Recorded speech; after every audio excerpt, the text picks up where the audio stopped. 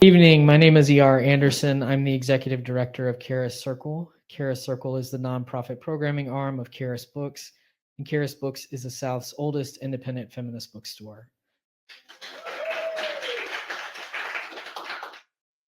We are so excited and honored to welcome Sarah Schulman for a reading and discussion of Let the Record Show, A Political History of ACT UP New York from 1987 to 1993.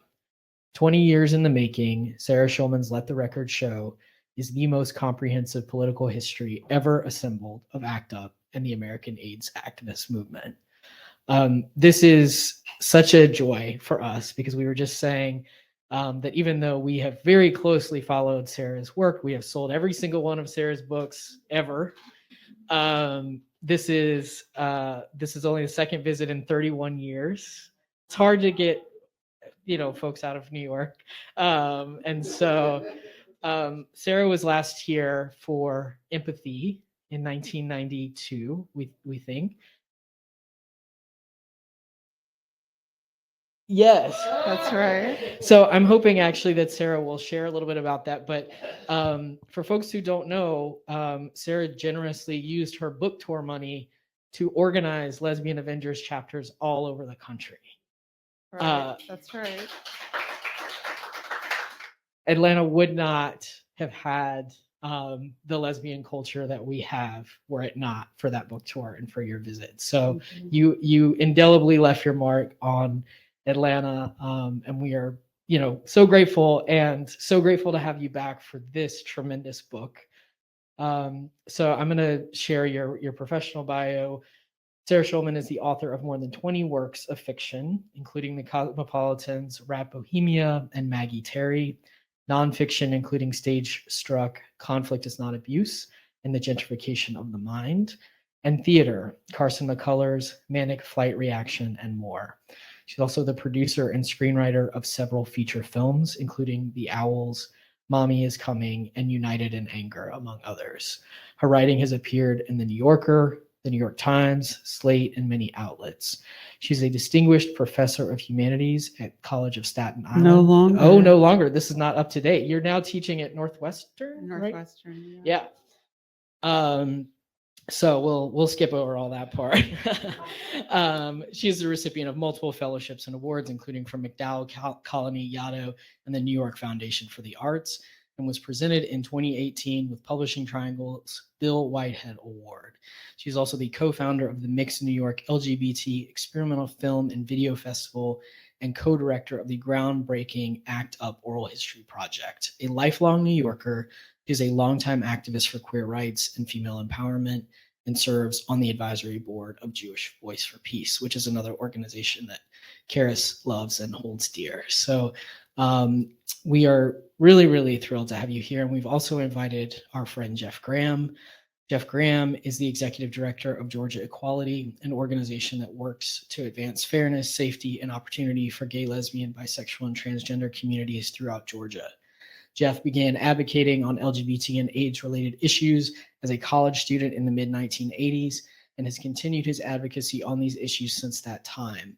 He's been involved in a wide variety of grassroots and legislative advocacy campaigns, and over the past 24 years has served as either an executive director or board member to a number of local and national organizations working on issues related to gay and transgender rights, access to healthcare, community empowerment, and HIV/AIDS. And so we've asked Jeff to, first, Sarah's going to share for about 20 minutes from the book and talk about sort of this momentous project. And then we're going to bring Jeff up and have Jeff share a little bit about ACT UP Atlanta and have y'all be in conversation around your experiences. So I want to let folks know you are going to be welcome to ask questions. I will bring a microphone around for folks who are physically in the room. We do ask that you use the microphone. So just raise your hand and I'll bring it to you. And for our folks who are watching virtually, if you put your question in the chat, I will give voice to it. But without further ado, please welcome Sarah Schulman. Thank you. So last time I was here, thank you, I was 33. And now I'm 64. But some of you were here that last time, and you're here too. Actually, I'm in Atlanta because there's a conference on Black and Palestinian solidarity that's happening at Emory. And in my role, I'm on the advisory board of Jewish Voice for Peace, which is the largest Jewish anti-occupation and anti-Zionist organization in the United States. And so that's why I'm here. And I thought, well, I should just come back to this incredible store that has been such an important part of our book culture and our activist culture in this country. And so happy and honored to be back. So I'm just going to talk a little bit, give like a 20-minute book talk about ACT UP, and then Jeff and I can really get into it. So AIDS probably has existed for probably 100 years. We do know that it was in the United States in the 1940s and certainly was in New York in the 60s and 70s. But science did not recognize the pattern that came to be known as AIDS until 1981. And one of the reasons for that is that we don't have a coherent healthcare system. Sound familiar? So the first public announcement was July 3rd, 1981, and that was an article in the New York Times. The headline was 41 cases of rare cancer found among homosexuals in San Francisco. Now, I just want to unpack for you what that headline meant in 1981. At that time, so we're talking today, the phrase white gay man is sometimes seen as a privileged category, although that is rapidly disintegrating. But in 1981, homosexual sex was still illegal in the United States, and the Supreme Court decision that overturned sodomy laws was not until 2003. In New York City, at that time, there was no anti-discrimination bill. You could still be fired from your job or kicked out of your apartment for being gay. You could be denied public accommodation, which meant service in restaurants or hotels. Familial homophobia was the cultural norm and was virulent. And street violence against gay people was a form of public entertainment that was engaged in by straight people as well as the police. So we're talking about a profoundly oppressed group of people. And the stigma against gay people was so high that the culture was obsessed with trying to show the cause of homosexuality. Now, today we know that sexuality and gender are different in each person and can change over the course of a lifetime. But in 1980, it wasn't thought of that way. Homosexuality was seen as one thing, and people were looking for the cause. Now, they don't try to find the cause of things that they have no problem with. So, like, no one's trying to figure out why people like sports, for example. But if you go back to that period, there was a lot of pseudoscience trying to show that homosexuality had a biological source. And there was theories like that your hypothalamus gland made you gay, this type of thing. So when the New York Times said 41 cases of rare cancer found in homosexuals, what they were really saying was the biological disease of homosexuality itself. And this is reflected in the very first language that was used around AIDS. AIDS has been misrepresented since the first day. It has never been accurately represented, and that is true today as well. But the first name for this disease was gay-related immune deficiency. There's no such thing as gay-related immune deficiency because there's no biomarker for queerness. So there's no such thing as gay cancer, right? Cancer cannot be gay. But these reflect the kind of paradigms in which people were thinking at the time. So in the first 5 or 6 years of the recognized epidemic, the government did absolutely nothing, and 40,000 people died in this country. And pharma did nothing. Their basic concern was they tried to recycle failed cancer drugs that they own the patents for. And what their concept was that if they could find the pill that you would take and make your AIDS go away, they would have a huge market. Now, of course, AIDS doesn't work that way because AIDS is an umbrella term like cancer, right? It's different in each person. What it means is that your immune system ceases to function, and as it breaks down, you get different kinds of symptoms. And these were called opportunistic infections.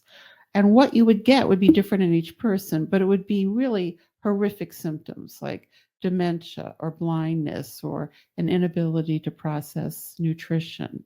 Or skin cancer that would just eat your face, or like the nerves in your legs would swell. I mean, an AIDS death was a terrible death, and people really suffered. So what people with AIDS needed and wanted was treatments for each of these opportunistic infections. But pharma was not researching that because those would be only sections of a potential market. And so they were going for this high profit thing. So they were recycling drugs like AZT, which we now know didn't work, even though at the time it was the highest profit making pharmaceutical in history. So that's what was going on.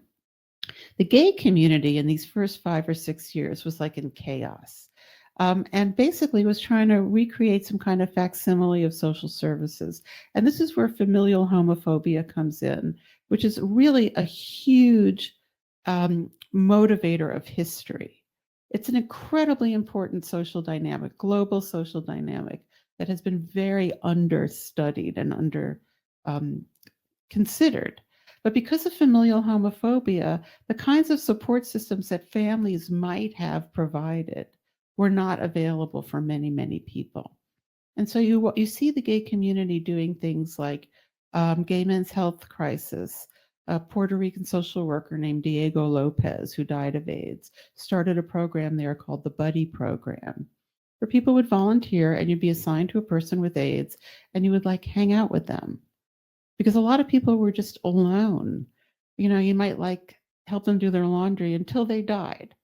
Or there was a group called Paws that would walk people's dogs.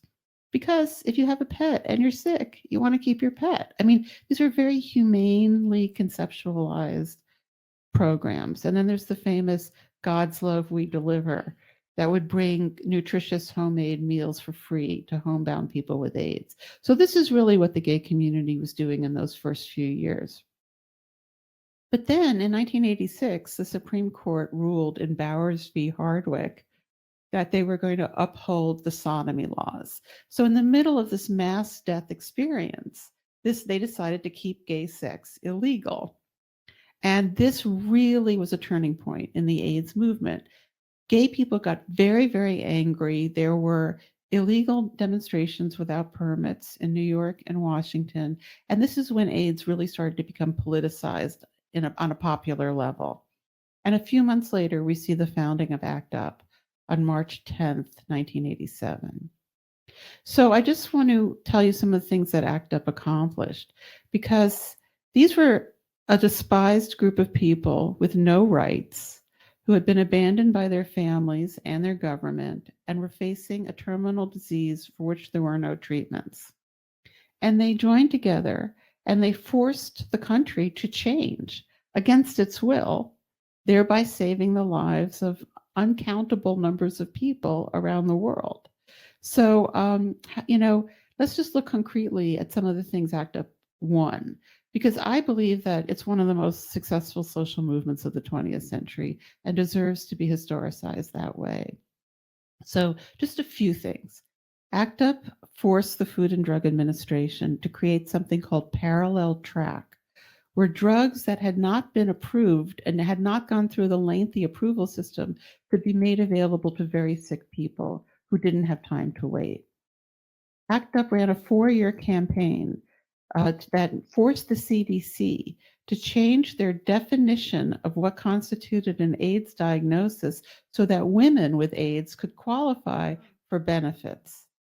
Women with AIDS tended to be poor, underclass, and women of color, and they couldn't get benefits because they didn't have the same symptoms as men. The other thing that was going on for women with AIDS that ACT UP addressed is that women were excluded from experimental drug trials. I mean, this sounds insane, but in the 1960s, there was a drug called thalidomide that was given to pregnant women, and many had children born without limbs. And they sued pharma, and pharma paid out hundreds of millions of dollars. And their response was to ban women from experimental drug trials. Now, if there's no treatments, those are the only treatments, and women literally could not get in those trials. So ACT UP ran this campaign for 4 years, which transformed the condition of women with HIV. In fact, in some ways, this victory, and let me just say that as far as I know, this is the only predominantly white male movement that has ever won a major victory for women and people of color. The far-reachingness of this victory is that today, any woman in the world with HIV is taking a medication that was tested on women. So it's really reached very far. ACT UP got needle exchange made legal in New York City. This was in the days when harm reduction was a brand new idea, and the predominant theory was abstinence. And the mayor of New York, David Dinkins, was opposed to needle exchange. And there was a group of active and former IV drug users in ACT UP who took a very high-risk strategy, as addicts or users often will, and decided to illegally exchange needles deliberately to get arrested so that they could do a test case, and they won. And they made needle exchange legal in New York. ACT UP took on the Catholic Church, and this was at a time before the priest sex scandal. The Catholic Church was extremely powerful, and the cardinal was as powerful or more powerful than the mayor, and certainly was in power longer. And the church had usually stayed in their lane and stayed in the Catholic schools, but they opposed condom distribution in the public schools and got their people on school boards. And the AIDS activist community just felt that people would die because of this policy, that the stakes were that high. So in December of 1989, ACT UP disrupted Mass at St. Patrick's Cathedral. And you have to think back, it's 1989 and homosexuals with AIDS disrupt Mass at St. Patrick's Cathedral. This story was all over the world. It was on the front page of newspapers in Turkey. And it was a huge turning point for ACT UP. One of the photojournalists who was in ACT UP, Donna Binder, said that before Stop the Church, whenever she tried to sell photos to magazines, they only wanted emaciated people with AIDS dying in their beds. But after Stop the Church, they wanted photographs of people with AIDS fighting for their lives. So it's a real turning point in how people were represented.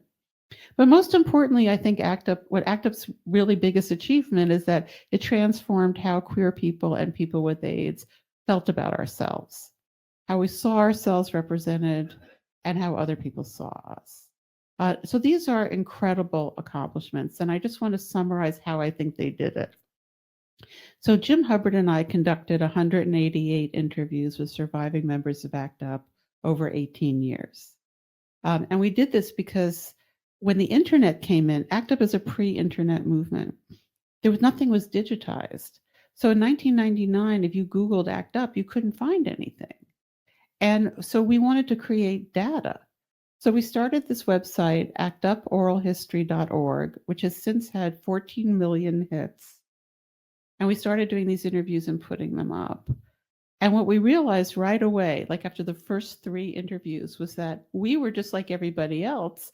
We thought that what we and our friends did was ACT UP. Everyone thought that, probably because of the lack of internet, there was no huge picture of what all the organizational functions were and the reach was, because in those days, the only way you got information was you went into a room and someone told you.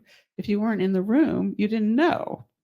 So we started realizing that there was this incredibly complex structure and these huge amounts of actions that no one person had a grasp on. And we started to compile all of this. So what we concluded after talking to people and thinking about it for 20 years are that this is how they did it. The first thing is that ACT UP was not a consensus-based movement. You did not have to have agreement in order to go forward. It had a one-line statement of unity, which was direct action to end the AIDS crisis. And that was it. So if you had an idea that was direct action to end the AIDS crisis, and that's as opposed to social service provision, basically you can do it. So let's say you propose something, and let's say I thought it was terrible. We would yell at each other. Now this is pre-gentrification New York, and it's like Jews and Catholics, it's like Italians. We're all screaming at each other. And you had to be kind of tough, thick-skinned to get through ACT UP. And in fact, now in our 60s, 70s, and 80s, we're still yelling at each other. So we would debate it, But then in the end, if I didn't agree with you, I wouldn't try to stop you from doing it. I just wouldn't do it. And then you would do your thing, and then I would go get my 5 people to do my idea. So because of this radical democracy structure, there was a simultaneity of response where there's all different kinds of configurations of people inside the organization doing all different kinds of actions on all different kinds of levels, using different methodologies, different aesthetics aimed at different social milieu. And it was this, the fact that this was all happening at the same time is what actually created the paradigm shift.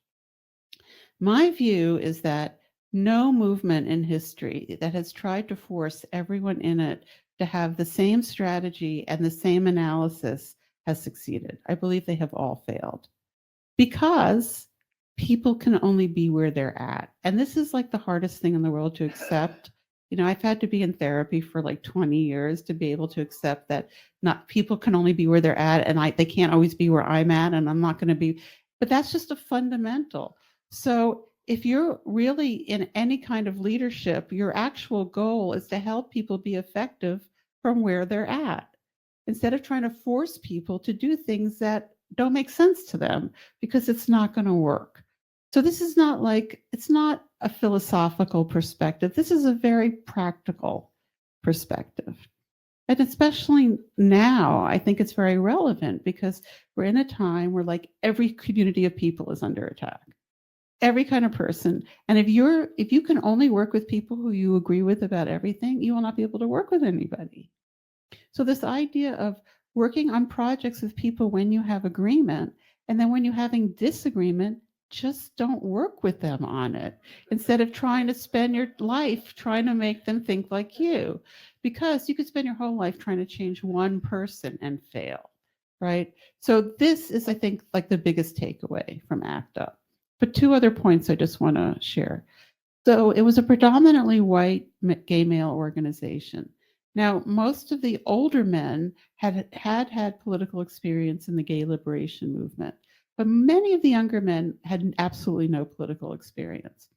There were small groups of women and people of color, mostly Latinos, who came in very political. Now, this was the time of fascist dictatorships in Argentina and Chile, and there were exiled students. There were people who had been in the Mexico City student movement, and they were just much more politicized than the white gay men. And there were lesbians who came in from the reproductive rights movement of the previous era, which was a multi-issue movement. And they brought with them some really classic ideas and strategies that became centerpieces in ACT UP, like the idea of patient-centered politics. That comes from the feminist women's health movement, which was developed at a time when very few people in medicine were women. So it was women, patient-centered. Anyone you talk to from ACT UP will say people with AIDS are the experts. That's the AIDS version of the feminist women's health movement. And then nonviolent civil disobedience, that came from the women's peace movement. And it was the exact same people. In my book, I name them. And I show the events where they did teach-ins or when they brought these ideas to ACT UP that became foundational. So we're seeing is that small groups of women and small groups of people of color, particularly Latinos, had a huge impact on the organization. Now, what's interesting is, and I think that this is a really good lesson, they never stopped the action to say, you're sexist, or that word is racist, or none of that, or we need to do consciousness raising. Never. What they did instead was they developed their own agendas that would empower the communities that they were fighting for, and they marshaled the ample resources of the larger organization to win for their communities. So, for example, ACT UP had an art auction that raised $650,000. So when the Latino caucus realized that people with AIDS in Puerto Rico needed help, they didn't have to raise the money. They went to the fundraising committee and got the money to go to Puerto Rico and start ACT UP Puerto Rico. When women with AIDS needed money because they wanted to testify at a hearing and they had to travel and stay in hotels, they didn't have to raise the money. They went to fundraising and got it. So this was very savvy. This was very smart, and it was goal-oriented politics. And I think that that's a really good lesson. And the third, and this is my final big takeaway, is that there was no theory. Everything was action first. because the movement was founded on the needs of people with AIDS, and people with AIDS were living against the clock. And they really didn't have time to be inefficient. So they had concrete needs. They needed this drug. They needed this service. They needed this. And so people had to figure out campaigns about how to get these concrete things. So as one of the leaders of ACT UP, Maxine Wolf, used to say, if you go action first, your theory will emerge, because you have to make decisions about how you're going to do your action. And that's where your values are expressed. But if you go theory first, you all end up polarized and nothing is at stake. And this is a really good lesson from ACT UP, and that's what direct action means. So anyway, that's my introduction. It's a 700-page book. I could go on forever. But I just wanted to summarize some of the principles. And thank you for listening, and I look forward to talking to Jeff. Okay. Thank you so much. So Jeff, if you get situated, and then we'll turn on your microphone once it's kind of close up to your face. Yeah, perfect. All right. All right. So welcome, Jeff. I'm gonna turn this down a little bit. Yeah, how does that jive with your experiences? Tell us. Well, first of all, maybe ground us a little bit in your experiences. Sure. Well, actually, I have to, first of all, thank you so much. And as you started, that is so freakily, almost verbatim, how I have been doing my advocacy presentations for close to 30 years, in so much the same way. And thank you for chronicling this. Thank you for naming the names. Everybody talked about Larry Kramer.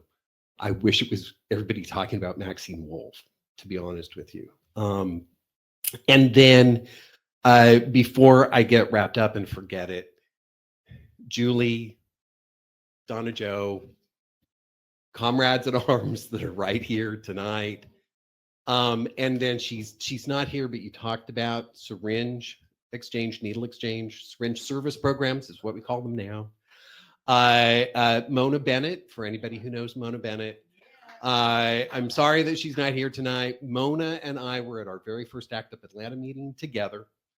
And Mona has continued doing this work every single day since 1989. So I have to honor that presence as well before we go into it. But yeah, everything you said resonates so strongly with me. Thank you for just framing what it was like. Without going into my own story too terribly much, I came out at the age of 19 in 1983. Helped form the first student or gay and lesbian, because we did not have the same concept of gender identity and transgender. So from the historical perspective, gay and lesbian student organization on a liberal arts college in San Antonio, Texas.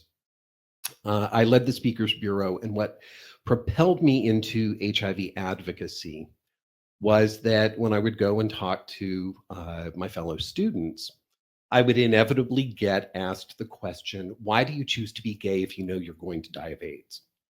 So speaking of unpacking, there's a whole lot you can unpack with that. And I would always say, it's a sexually transmitted disease. I know how to protect myself. I'm assuming everyone else in this room is sexually active. What are you doing to protect yourselves? And people would burst out in laughter because they thought I was making a joke that heterosexuals should be concerned about, and HTLV3 back then, so even before HIV, and that's really what made me realize, at an early age that I had to do this. I mean, it just was dumbfounding that people would choose to live in such ignorance, and then drawn to ACT UP because it was exactly what you said. it was action oriented, and that's what mattered the most. And we can talk a little bit about kind of some of the successes here in Atlanta, but that's, I think, kind of my grounding of that. And it was amazing. I'm glad I was a part of that movement. Great. Well, why don't we include just the people in the room, since so Yeah. many of you are activists or would like maybe have questions for Jeff as well.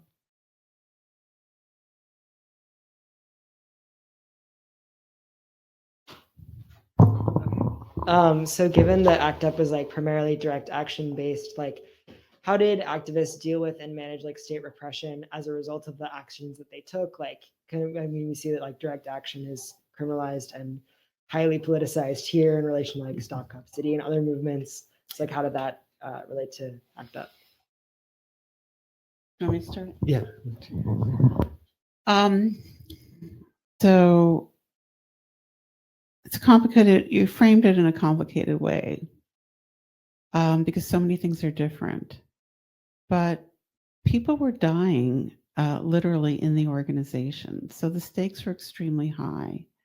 And thousands of people fought until the day they died. I mean, if you look at our film, United in Anger, you can see people getting arrested and being involved in protests weeks before their deaths. So I don't think people really cared about their futures in a certain way. Like, there's that expression, no more business as usual, but this was that literally. Like if the people that you're fighting are the government, pharma, the New York Times, the art world, then you're not going to get a job in the government, pharma, the New York Times. So it was like the giving up of all of that. Not just in terms of state repression, but also in terms of your self-perception and status. So that was quite different. ACT UP was severely infiltrated by if you look in the back of my book, I have the Freedom of Information Act materials reproduced there. It was infiltrated by the NYPD and by the FBI, and the files are heavily redacted. They're so redacted that even I, who probably know more about ACT UP at this point than anyone, cannot tell you who those people were. But there were a lot of them. And at one point, Barney Frank, who was the openly gay congressman from Massachusetts, wrote a letter to the FBI that I have reproduced in the book, asking them, we know that ACT UP is infiltrated. Are these your people that you're sending in as undercover, or are these our people who got arrested for selling drugs or something? And the answer is so vague that I don't know what the answer is. It probably was both. But I reproduced the FBI guy's response so that you can assess for yourself. But people were fearless because they had nothing to lose. In the other way that I would answer that, I mean, it was certainly about direct action, but it was not always just about civil disobedience. So, and this, so first of all, if you have not seen United in Anger, please, it's an amazing film. How to Survive the Plague is also a good film, but United in Anger truly captures this spirit. But when you are so desperate and people are dying all around you, you really get creative and ACT UP. I think that part of ACT UP's legacy, I mean, you talked about the changes at the FDA, how drugs are approved, how drugs are priced, how research is done. One of the things, you mentioned Emory. So one of the things that I'm very proud of that we did here in Atlanta, Emory is so very proud of their heritage of HIV research, and they should be. I remember when they only wanted to do pediatric research because they did not want those people on their nice campus. And we had to fight with Emory University to get them to bring drug trials to Atlanta for adults. People had to go to Birmingham for drug trials. They were not happening here. They happened, Dr. Melanie Thompson with ARCA, but the trials that were happening at UAB were not happening at every university in the early 90s. So there was also this sense of, we will create our own systems. We will do this from the ground up if the government isn't there. The entire HIV service system was created in people's living rooms, and then ACT UP, the politicizing it, although kind of where I vary a little bit in my presentation that I do, is that people ask, especially 30 years ago, why did you make AIDS such a political issue when it's a healthcare issue? And it's always like, I walk through the facts and then I say, who actually made this a political issue? It was not us. We were responding politically because we had to have that as an answer. But it was all about that creativity, creating the institutions, creating a base of knowledge that didn't exist before. And that was also so much of that came from ACT UP, because it was that fearlessness that people had. And that is also how I define the direct action that happened, that theme that brought us together of direct action, of creating drug trials, creating protocols, creating services, but doing it in a very intentional, political, frankly, kind of a fuck you sort of way. Yeah, I just want to expand on the point you made about the role of civil disobedience. Civil disobedience is only a tactic as part of a larger campaign. So the way that ACT UP would structure a campaign is that the first principle is that you become the expert on your issue. You design a solution. Because the thing is, if you're in an infantilized relationship to power and you're begging them to solve the problem, they're not going to do it. First of all, they don't want to. And secondly, they don't know how. So ACT UP would design the solution. And then you have to, your proposal or the thing that you're fighting for is something that's reasonable, winnable, and doable. It can't be something big and vague. It has to be something really concrete that you can see could actually happen. Then you present your proposal to the powers that be. They say no. And that's when you organize nonviolent theatrical civil disobedience that is designed to communicate through the media to the public that you have the solution for this problem. And that's how you put pressure on these institutions to just do civil disobedience when it's not connected to a demand or it's not part of a campaign. That's not what it was. That was, it's part of it. So because if you just get a group of people together and do an action, but it's not on ongoing structure, you're wasting people's time. So each event, each ZAP or each national action or whatever you were doing led to something else. Whenever you had an event, you would tell people, you would give people something to do. So that you just didn't waste these precious moments of people coming together. We have a online question from Philip Staffelli.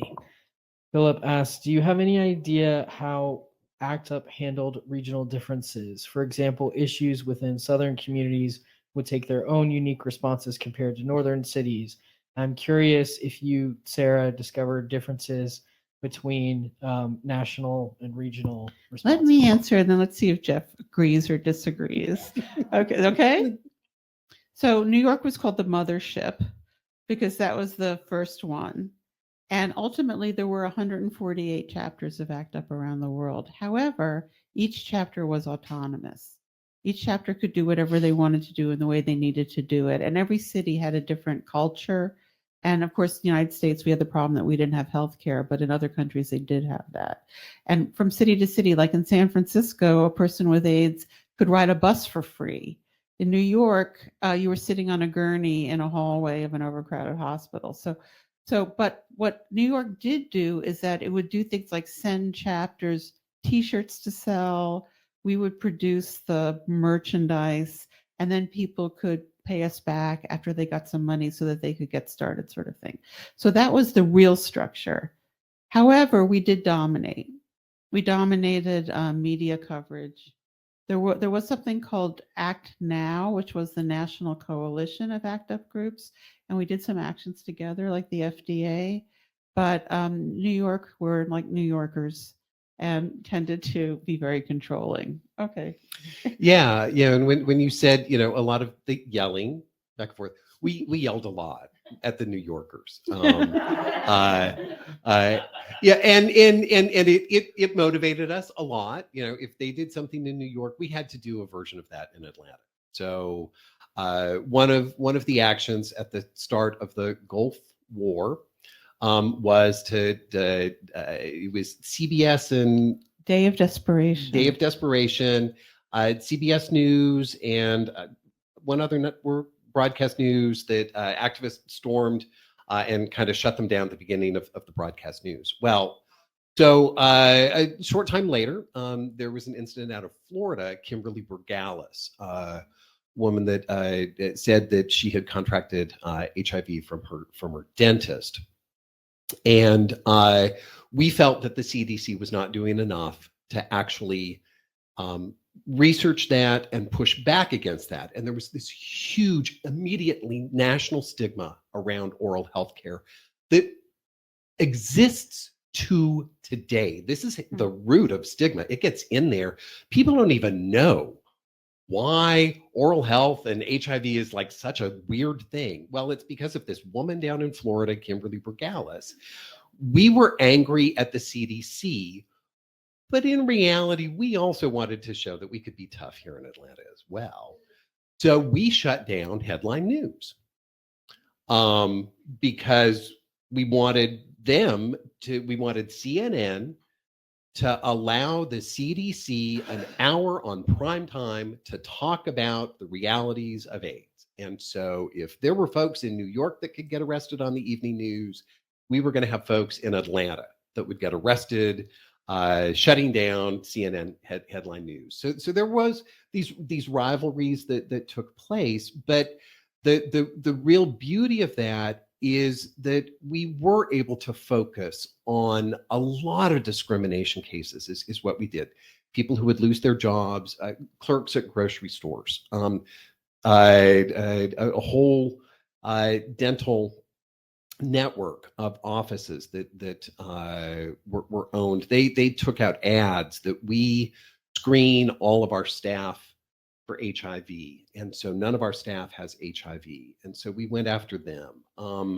A restaurant chain, the Pleasant Peasant, they would not allow their wait staff to get insurance. Only executives with the company could get insurance, and so we would have protests at their restaurants all the time.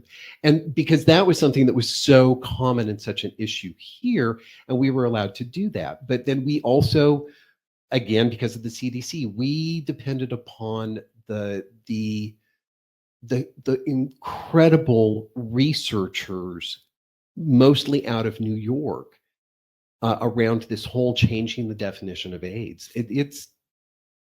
I will go to my grave. That will be one of the things I will be most proud of. And I tell people this today, and I think it's something that I hope people will take as a lesson, especially in this time that we're in. It was regular folks that did that. We changed that definition. The CDC kept pushing back, saying it's going to be years and years and years and research and research and research. And women were dying, and it was just fucking wrong. And so we were able to change that definition and help all these women. And every now and then I get to kind of do a similar thing with James Curran, a former dean. And it's been real interesting a couple of times when we've been able to do that. His perceptions as the target of so much anger. And then what we did, and we had to focus on a person and make that person kind of the demon in the story, the anti-hero, so that we could be the heroes. And I think that the media savviness of ACT UP, that was, again, something that came from New York, that was taught and taken up by folks locally. So there was this back and forth. regionally, but there was also the autonomy, gave us the power to do that. And New York gave resources, training, and funding to make sure that it could happen all around the country and, frankly, ultimately in places all around the world. I think one of the things that blows my mind, even as a young Gen Xer, late millennial, is the amount of organizing that happened pre-internet, right? Like, I think even just hearing that now, even for folks who are of that generation, who now we've all become so dependent on organizing through the internet. Can you talk a little bit nuts and bolts about literally when you say information was transmuted from New York to the other chapters? What did There's that a thing called a dial. So you you had a phone tree? Like, I think people are really curious. Like, did you have a newsletter? Was there a phone tree? Did people travel? All of that, but I mean, there was conference calls. People had phone calls. People sent videotapes, snail mail. Yeah, and also we got together, but also people spent a lot of time together. You know, ACT UP was a way of life, right? And you got alienated from other people in a sense because we were actually making a difference, and a lot of people were ambivalent about. You know, ACT UP was not well liked by the gay community. It's true. So people like shared apartments and had affinity groups. And when people got sick, they had care groups, and people spent a lot of time together. And when you spend time with people, you say, like, you find out what their experiences are, what their needs are, and you come up with really crazy ideas about what to do. People smoked a lot of pot together, and they're like, hey, we could like disrupt mass at St. Patrick's Cathedral. Okay. You know, so it was thinking together and imagining the future together in real time. Yeah, we would get big manila envelopes on a regular basis from New York. I mean, it's just it's wackadoo. You know, and as someone who still does political organizing as my day job all the time, and it's now, you know, the internet and social media and stuff like it sometimes astounds me to think that that's how we did it, but it was conference calls and credit cards. You know, going and traveling and being and raising money collectively to send someone from ACT UP Atlanta to go to a demonstration against the American Medical Association in Chicago, or out to San Francisco if there was a major demonstration. One of the things that kicked us off here was we had 300 people from around the country that came to Atlanta on the opening day of the legislative session in 1990 to protest the sodomy law. And then the very next day was the first of two demonstrations that took place that year at the CDC. So it was 2 days of back-to-back demonstrations. And, you know, it's my story. Other people can have their own stories. And I will admit it's just my story. But I believe firmly that it was having the 300 people come down to Atlanta and those 2 days of demonstrations that changed politics in the LGBT community here in Atlanta, because everybody had to take a side. And a lot of people did not like 300 people in leather jackets with, you know, our racy chant that day was "suck my dick, lick my clit, sodomy laws are full of shit." So it was not necessarily how I present myself down at the state capitol these days.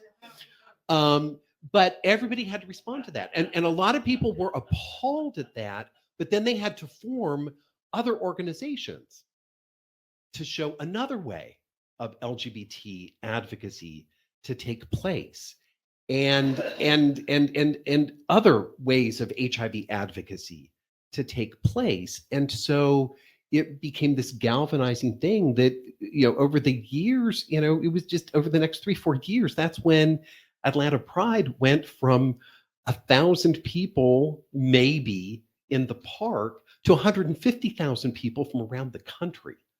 You know, and this happened over the course of like 3 or 4 years, and it was happening all over the place.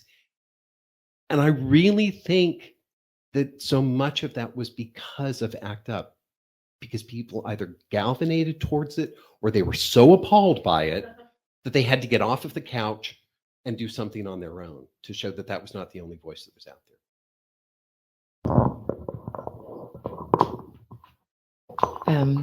Thank you so much, Sarah and Jeff, as well, for what you have shared and what you've done and what you're doing now. So we're in a feminist bookstore here, and activism traditionally, historically, has often been genderized. Women have done one thing and men have done another thing. And so could you talk a little bit, Sarah, about your role or your perception or your work as a woman in this organization? And was it a big deal? Was gender important? I mean, AIDS initially was sort of seen as a gay male disease, which of course it's not. We know that now, but yeah, so talk a little bit about that. Well, from first of gender all, you know, perspective. like any organization, ACT UP was a racist, sexist organization, but people didn't let that stop them.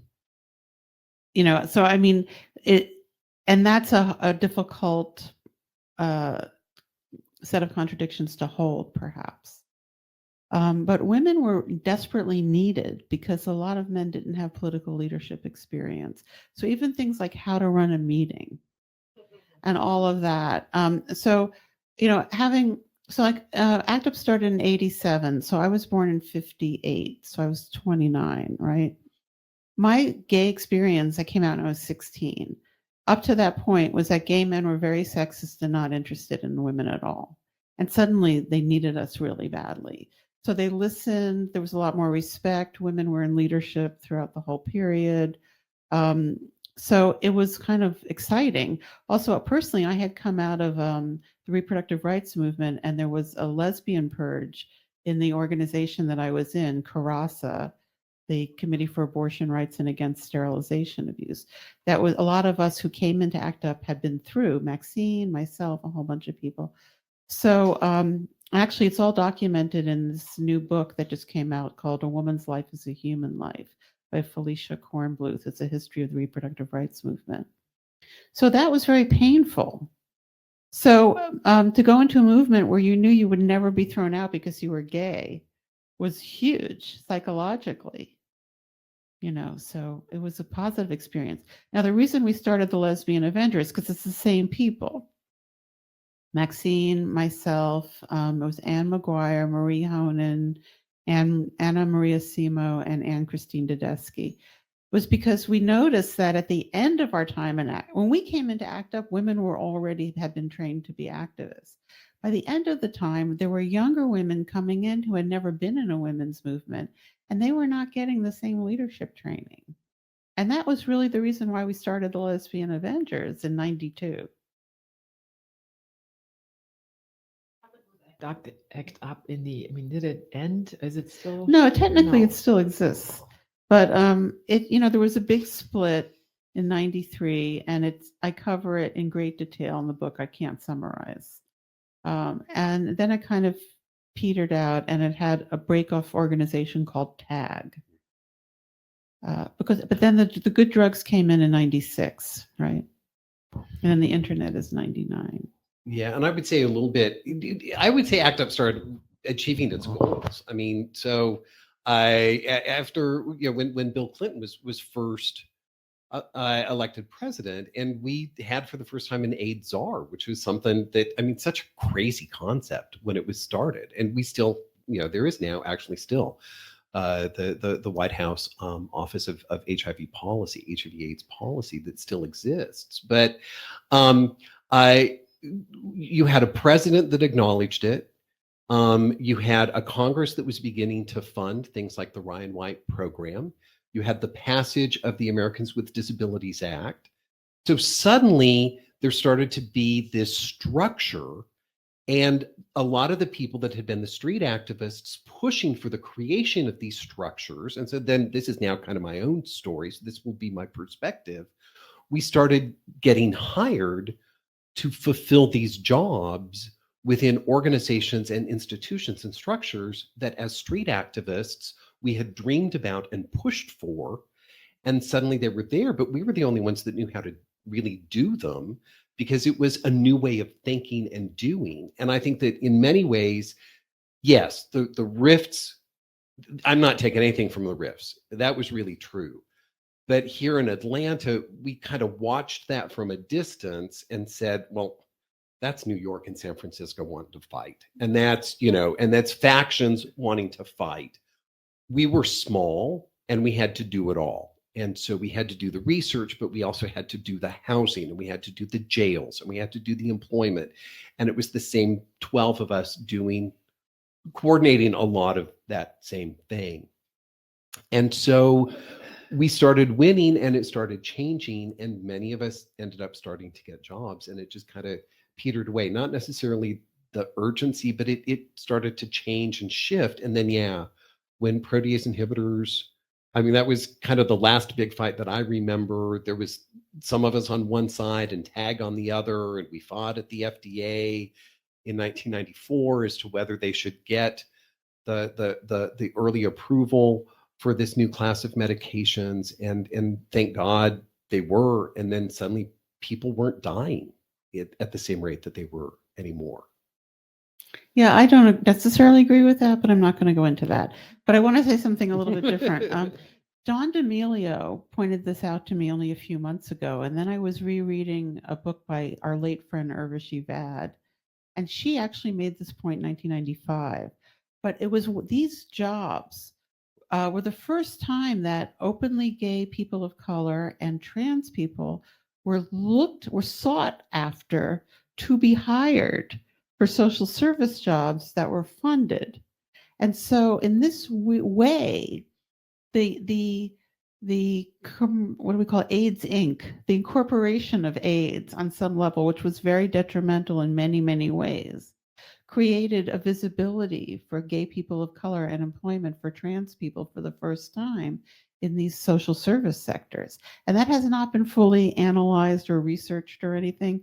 There's also a book by Eric Watt called Love Your Asian Body that goes into this in a really interesting way. This actually touches on something you were talking about regarding abortion activism, Sarah. So it seems like AIDS activism and abortion activism were mutually informative right from the beginning. I mean, the drug trial thing, that had to happen because women were thought of as vessels for fetuses first and patients second.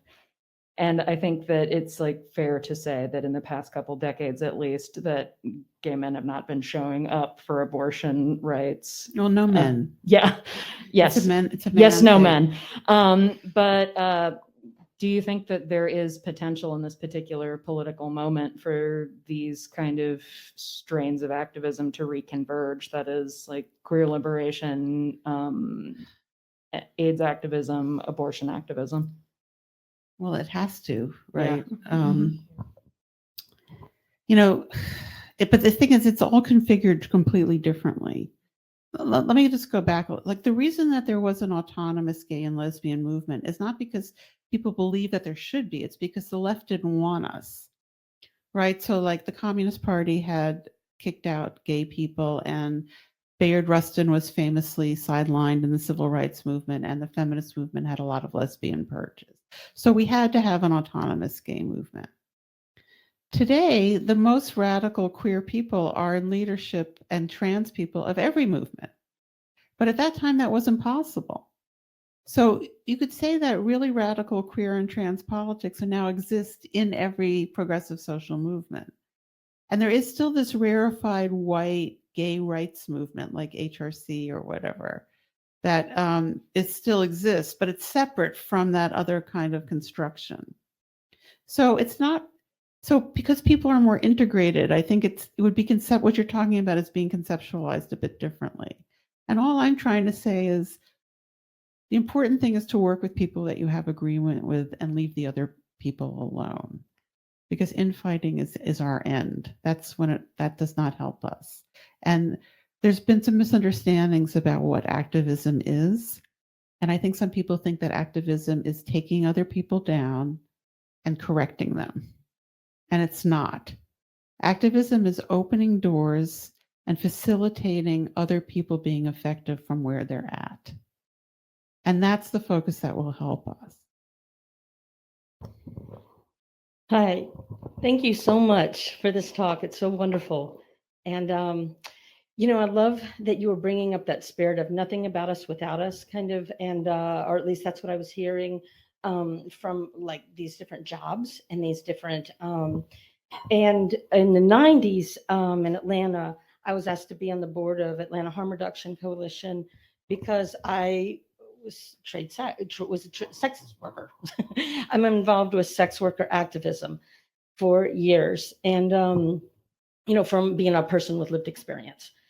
And and I know, especially in San Francisco, I saw more, you know, sex worker involved with ACT UP. I mean, of course, this is all from our own perspective, and in Atlanta too, because being with AHARC and being around what's it called, AIDS Survival Project, and all the different benefits we did. I mean, over and over, you know. And I think it'd be interesting with the history of like art and music as a tool of activism.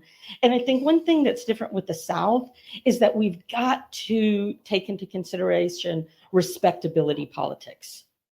I mean, it's big here. It's so big. I mean, an area where you can barely talk about sex, you know, and being a person that's been on the front line of talking about sex work and sex trade stuff, you know, to even talk about sex, much less add labor into it. And people that have traded sex, a lot of times, 1/3 of the, some statistics I've seen, 1/3 are LGBT folk. You know, LGBT folk that are trading sex, because a lot of times it's survival tactics when you've, you know, been kind of disenfranchised from your families and, you know, all these different things. And so it's just another group that has been targeted or blamed for AIDS. And through history, I'd be curious to find, you know, more history about that too. Well, there's Iris Dela Cruz. I'm sure you know about her in Prostitutes of New York, Yeah. Pony. She died of AIDS, but she had a column in the People with AIDS newsline called Iris with the Virus. And you could see footage of her in United in Anger. I mean, the problem was, it's very complicated, but one interesting way in is in North America, there's very little female to male transmission. There's almost none. And later on, WHO understood that this has to do with circumcision, and that's why there's more female to male transmission in the global South. But at any rate, female sex workers were seen as vectors of infection. And the story was that they were going to infect their Johns, who were going to bring it home to their wives. But actually, it was the other way around. Yes. Also, a lot with cracks and lips with people who are of stimulants, especially with smoking. Because spending time, like last year, I was working with G-Heart now. But like that is a big way, and you know, a lot of the I guess with ACT UP and other, you know, in the '90s, a lot of the safe sex education was so important to get, you know, sex workers to understand condoms for even blowjobs. But it's like that was a big way that people were getting HIV, especially that smoke stimulant, because the lips getting cracked. Mm.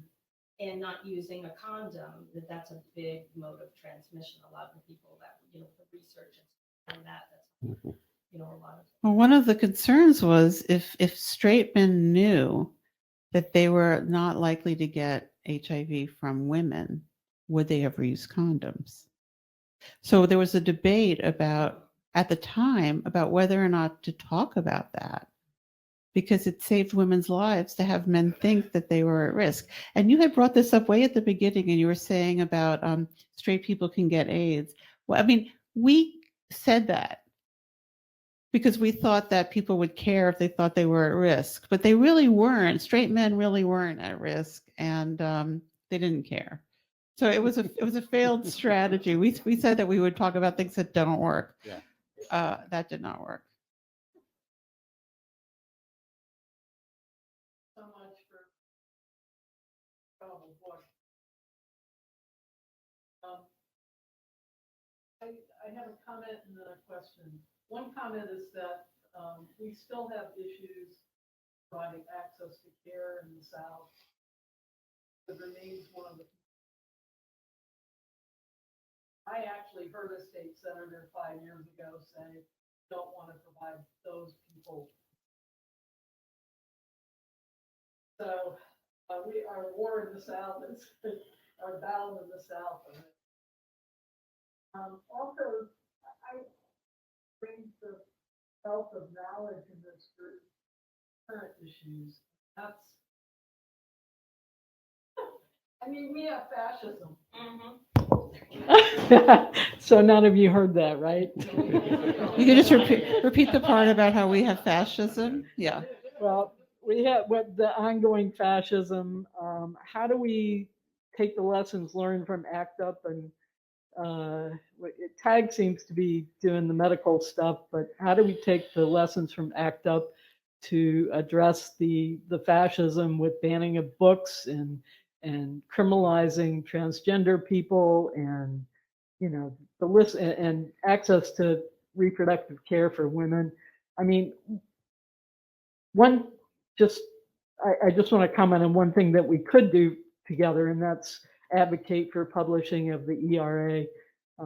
That has to happen. That helps both LGBT people and women and everyone.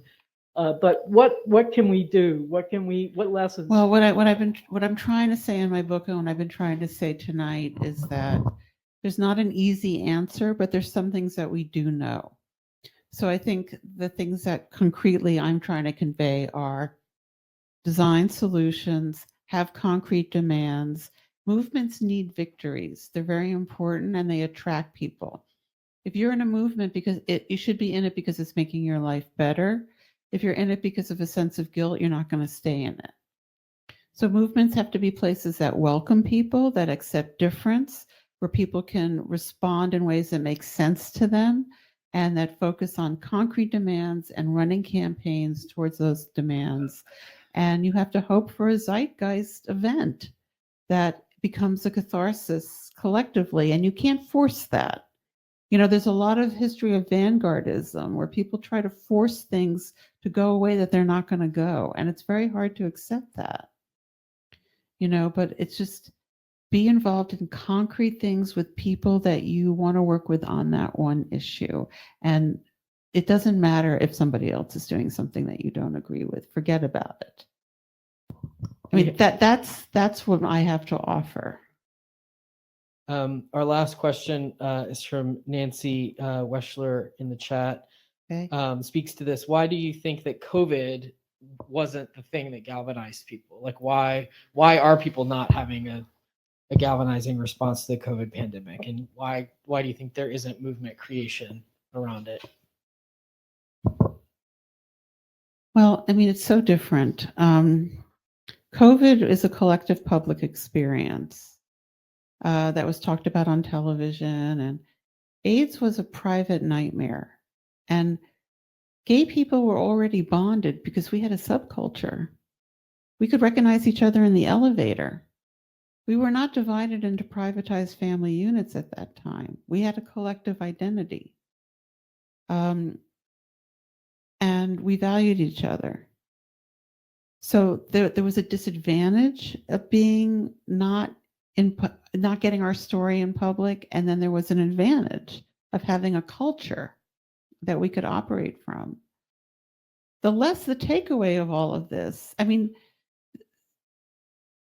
in ACT UP, one of the big mistakes that we made was that we thought that if we got the treatments, it would be over. And what we didn't understand was that HIV was easier to fight than capitalism. So that even when the treatments were found, the greed of pharma kept them from people and continues to. Talking about the South, which I'm not an expert on, obviously, but there was an article by Linda Villarosa in 2017 in the New York Times about how Black gay men in the U.S. South have an HIV transmission rate that's higher than any country in the world. Right? So having the drugs didn't matter because we don't have health care. Now, when we get to coronavirus, you have the exact same problem. They develop a vaccine, and then there's countries who can't even afford to get it because we're still dealing with pharma greed. And we still don't have health care delivery. And I think one of the things that I understand now that I didn't understand back then is that it's not about national health care, it's about a global health care system where every person in the world has access to the standard of care. Not just because it's right, and it is right, but because viruses have no borders. So these nationally based healthcare systems don't make any sense in the world that we live in today, and we have to reconceptualize it. Thank you. Y'all, I just want to give another round of applause for both of you. For our friends watching virtually, thanks so much for being with us. We're going to say goodnight to you, but before we do that, I want to remind you that you can click the teal button at the bottom of the screen to buy Let the Record Show from Charis.